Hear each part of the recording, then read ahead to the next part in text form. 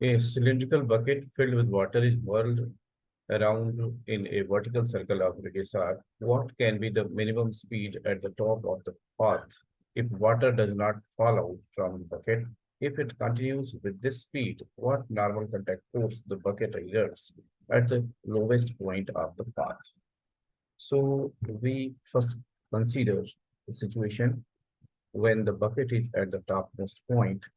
At this point, normal force is acting in downward direction and mg is also acting in downward direction. So we can say centripetal force is provided by these two. So at the top, n plus mg is equal to mv square divided by r. Now, at this point, if water does not fall out of the bucket, for that n must be greater than or equal to 0. So if n is greater than or equal to 0, then we can say mv square upon r must be greater than or equal to mg, which gives v square is greater than or equal to rg. So minimum speed at the top, v top, should be greater than or equal to root rg. Now at the bottom, here weight is acting in downward direction, normal contact force is acting in upward direction. So we can say that n minus mg must be equal to mv square upon r. This is at the bottom. Now, but this time let's write this normal force as n dash, and we have to find out its value. So n dash is equal to mg plus mv square upon r. But v square is equal to rg. So if we write this value here, mg plus m times rg divided by r. So we will get 2mg. And that is our answer. Now consider next question. A fighter plane pulling out for a dive at a speed of 900 km per hour, assuming its path to be a vertical circle of radius 2000 meters and its mass to be 16,000 kg, find the force exerted by the air on it at the lowest point. Take g equal to 9.8 meter per second square. So here we can say that at the lowest point, its weight mg will act in downward direction and force due to air will act in upward direction. So we can apply Newton's second law here. So we will get F minus mg is equal to mv square upon r. And our purpose is to get F. So F will be equal to mg plus mv square upon r. So we put the values here. V is equal to 900 kilometers per hour. So 900 multiplied by 5 by 18. So this would be 250 meters per second. So we put these values here. So F equal to M is 16,000 kg times G. We can take 9.8 meter per second square plus V square. So velocity is 250. 250 square divided by radius is 2000. So if we evaluate it, we will get 6.56 into 10 to the power 5 Newton. And this force will be in upward direction. Now consider next question. Question says, figure shows a rod of length 20 centimeter.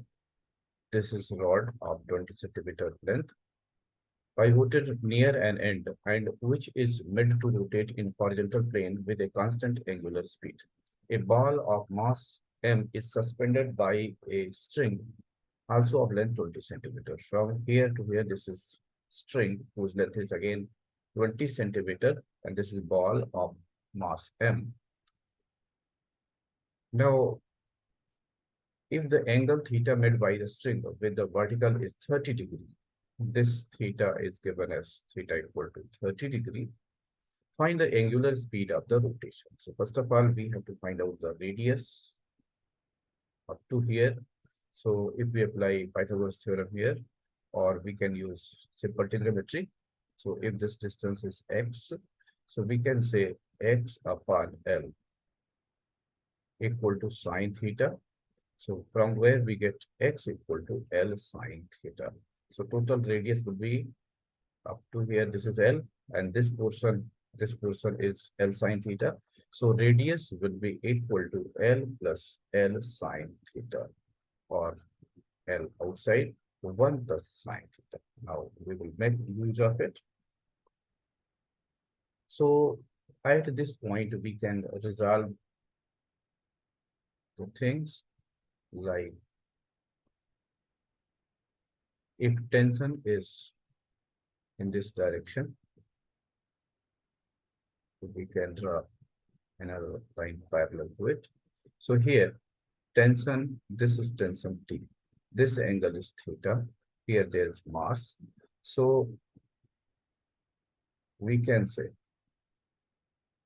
if this line is extended like this angle is theta. So in this angle is also theta.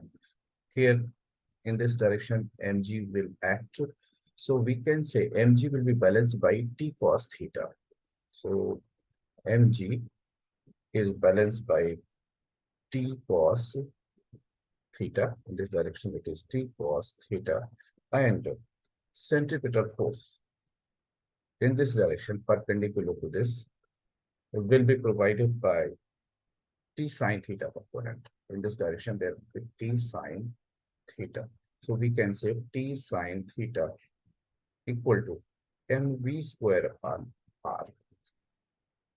Now, if we divide equation number 2 by equation number 1, so we will get tt will cancel out, it will become tan theta equal to mv square upon r, g, and m. M will cancel out, so v square upon r, g. Now, we know v equal to r omega. So if we put this value here, so tan theta will be r square omega square divided by r g. So one r will cancel out. So we will be left with r omega square divided by g. And our concern is to get omega square. So we can write omega square equal to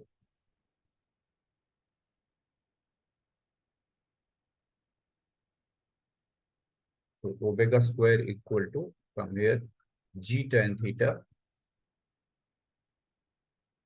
divided by r. Now we can put the value of r. We have found r as L into 1 plus sine theta. So we put this value here, g tan theta divided by 1 plus sine theta times L. Now, let's put the values. So omega square equal to g is 10 tan 30 degree is 1 upon root 3 divided by L. Length of rod is 20 centimeter. So 0.2 into 1 plus sine 30 is 1 upon 2. So let's write it as 0.5. So it will be simple. So 10 upon root 3 multiplied by this will become this 0.2 will become 2 divided by 10. So let's write 10 in numerator times this will become 1.5. So further we can put the values. Let's write it as 100 and 1 decimal from here, so make it 1000. So this will be 30 into 1.732. Now we take out square root. So first, let's cancel, and then we can take square root. So this will become omega square equal to, if we simplify this, so this will become 19.24,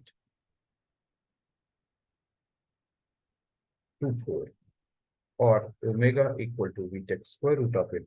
So that would be 4.4 radian per second. And that is our answer. Thank you for watching.